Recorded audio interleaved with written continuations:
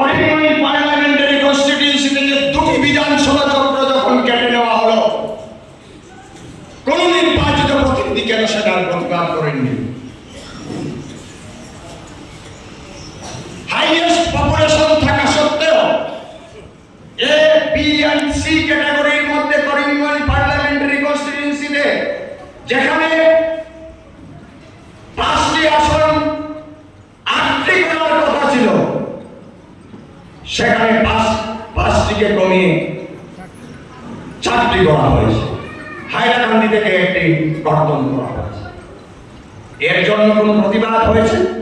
আমরা করেছি প্রতিবাদ, জনগণ করেছেন প্রতিবাদ। শঙ্করদেব কলাক্ষেত্রে আমরা গিয়েছি, গিয়ে সেখানে আমরা বিভিন্ন অভিযোগ দাখিল করেছি। আমরা প্রমাণিত করেছি যে এটা অগণতান্ত্রিক হয়েছে। এই আসন সংখ্যা বরাক উপত্যকার করিমগঞ্জ লোকসভায় এটা হতে পারে না।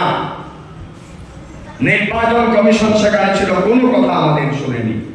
দাড়ি কমা পর্যন্ত রেখে সেই ডেলিমিটেশন প্রসেসকে কমপ্লিট করা হয়েছে। কিছুদিন আগে পঞ্চায়েতের ডেলিমিটেশন হয়েছে, আপনারা দেখেছেন। সেই ডেলিমিটেশনে যেভাবে ডেলিমিটেশন করা হয়েছে স্বাধীনতার পর থেকে, আমার মনে হয় না এই ধরনের ডেলিমিটেশন ভারতবর্ষের মধ্যে কোনো জায়গায় হয়েছে। আজকে একবার নয়, বারবার আমি আসামের মুখ্যমন্ত্রী, ভারতীয় জনতা পার্টির নেতৃত্ব, বরাক উপত্যকার সাংসদ, বিধায়ক, মন্ত্রীদেরকে প্রশ্ন করেছি যে আপনারা শ্বেতপত্র প্রকাশ করুন। মুখ্যমন্ত্রী দাবি করছেন 1 লক্ষের অধিক থার্ড গ্রেড এবং ফোর্থ গ্রেড চাকরি বরাক উপত্যকায় দিয়েছেন। সমহারে করিমগঞ্জের মানুষ পেয়েছে, বরাক উপত্যকার মানুষ পেয়েছে। আজকে এই অভিবর্তনের মাধ্যমে আমি আবার চ্যালেঞ্জ করছি বরাক উপত্যকার তথাকথিত বিজেপি নেতৃত্বকে এবং নির্বাচিত মন্ত্রী যারা আছেন, সাংসদ যারা আছেন, বিধায়ক যারা আছেন, এই 1 লক্ষের মধ্যে কত পার্সেন্ট বরাক উপত্যকার বেকার যুবক যুবতীরা চাকরি পেয়েছে? করিমগঞ্জের সংখ্যা কতজন চাকরি পেয়েছে করিমগঞ্জে? আমি বলছি কতজন পেয়েছে? 2%। 1 লক্ষের মধ্যে 2% চাকরি বরাক উপত্যকায় দেওয়া হয়নি, 2% দেওয়া হয়নি। আজকে করিমগঞ্জের নাম পরিবর্তন করে শ্রীভূমি করা হলো। 1961-তে শিলচর শহরে 11 জন শহীদ যখন হয়েছিল এবং যার ফলে আমরা মাতৃভাষায় কথা বলেছিলাম শাস্ত্রী ফর্মুলার ফলে, দীর্ঘদিন থেকে দাবি ছিল floor of the house of আসামে, বিধানসভায় এবং কেন্দ্রীয় স্তরে যে শিলচর স্টেশনের নাম বদলে সেটাকে ভাষা শহীদ স্টেশন করতে হবে।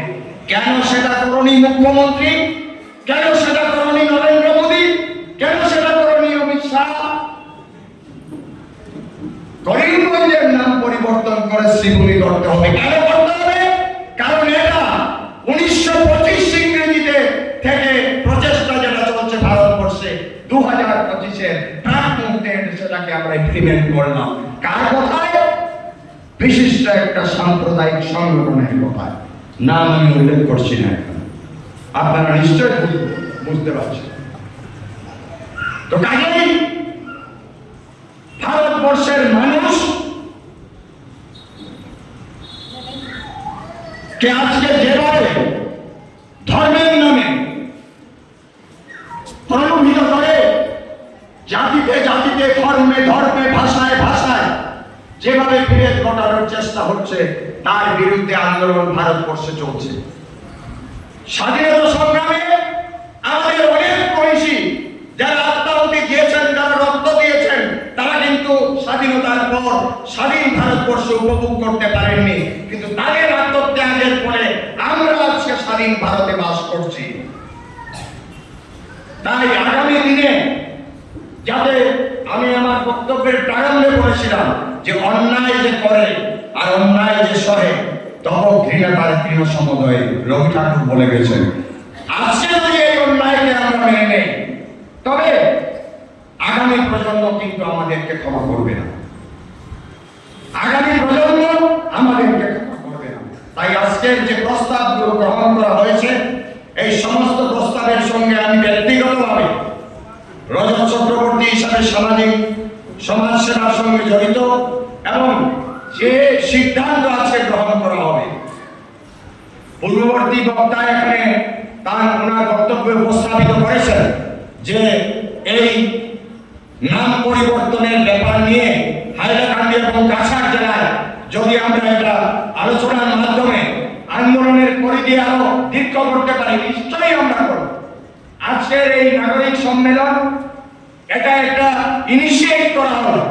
এর আগে আমরা বিক্ষিপ্তভাবে এর প্রতিবাদ করেছি, আমি দলীয়ভাবে প্রতিবাদ করেছি। করিমগঞ্জ জেলা কংগ্রেসের পক্ষ